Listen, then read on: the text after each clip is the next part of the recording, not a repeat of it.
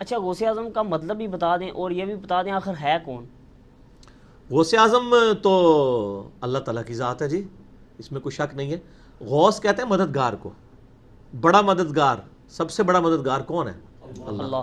ہاں انڈیا پاکستان بنگلہ دیش میں شیخ عبد القادر جیلانی کی طرف ہمارے دیوبند اور بریلوی علماء نے ان کو منسوب کیا ہوا ہے، ان کو غوث اعظم کہتے ہیں. اشرف علی تھانوی صاحب بھی غوث اعظم لکھتے ہیں، اور اس طریقے سے حمزہ بریلوی صاحب بھی ان کو غوث اعظم لکھتے ہیں. غوث اعظم اللہ ہی ہے، یہ تو غوث ہے ہی نہیں ہے تو اعظم کیا ہے؟ ان کا نام تھا شیخ عبد القادر جیلانی، وہ گیلانی بھی بولتے ہیں، وہ گاف جیم بن گئی ہوئی ہے.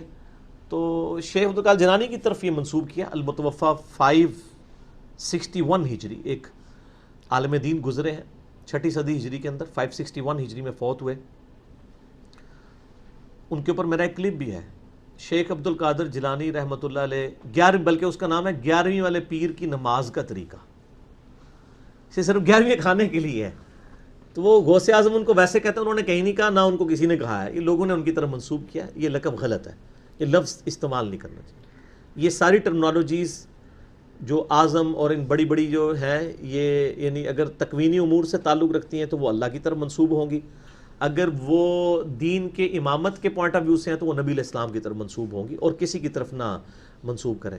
ان لوگوں نے کبھی حضرت علی علیہ السلام کو تو غوث اعظم نہیں کہا، کبھی بھی نہیں کہیں گے، کیونکہ انہوں نے ٹرم بنائی ہے. اور پھر آپ دیکھیں انہوں نے یہ مشہور کیا ہوا ہے کہ چوں محمد درمیان انبیاء، غوث اعظم اسی طرح غوث اعظم درمیان اولیاء. وہ کہتے ہیں جس طرح نبی صلی اللہ علیہ وآلہ وسلم کا مرتبہ نبیوں میں ہے نا، اسی طریقے سے شیخ عبد القادر جیلانی کا مرتبہ اولیاء میں ہے. کتنا بڑا جھوٹ ہے. صحابہ کرام کیا نبی ہیں؟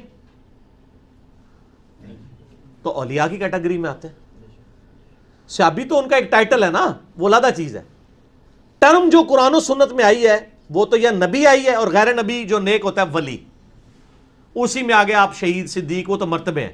ٹرمز دو ہی ہیں نیک بندوں کی، نبی اور غیر نبی. غیر نبی کو آپ ولی کہتے ہیں جو نیک ہو. قرآن میں بھی ہے نا کہ کچھ اولیاء اللہ ہوتے ہیں، کچھ اولیاء طاغوت ہوتے ہیں، شیطان کے اولیاء ہوتے ہیں، کچھ اللہ کے اولیاء. امام حمزہ بریلوی صاحب سے احکام شریعت میں یہ سوال ہوا کہ اولیاء اللہ کے سردار کون ہے، تو انہوں نے کہا حضرت ابوبکر صدیق رضی اللہ تعالیٰ عنہ. انہوں نے شیخ عبد القادر جیلانی کا نام نہیں لیا. یہ حمزہ بریلوی صاحب کی میں بات کر رہا ہوں. تو سر یہ جعلی شعر اپنی مسجدوں سے ہٹائیں، ٹھیک ہے، یہ کام چھوڑ دیں. آپ لوگ اگر خلفائے راشدین تک رہتے نا تو آپ کو ہدایت بھی مل جاتی. علیکم بسنتی وسنت الخلفاء الراشدین المہدیین، ابو داؤد ترمذی نسائی ابن ماجہ، تم پر میری سنت اور میرے خلفاء راشدین کی سنت لازم ہے. تو یہ تو پھر اپنے لوگوں کے ساتھ منسوخ کیا. بزرگوں کو ہمیں کوئی دشمنی نہیں ہے.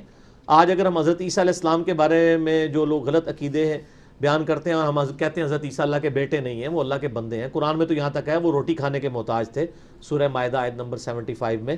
تو یہ حضرت عیسیٰ کی توہین نہیں ہو رہی ہوتی، یہ بتایا جا رہا ہوتا ہے ان کو خدا نہ مانے.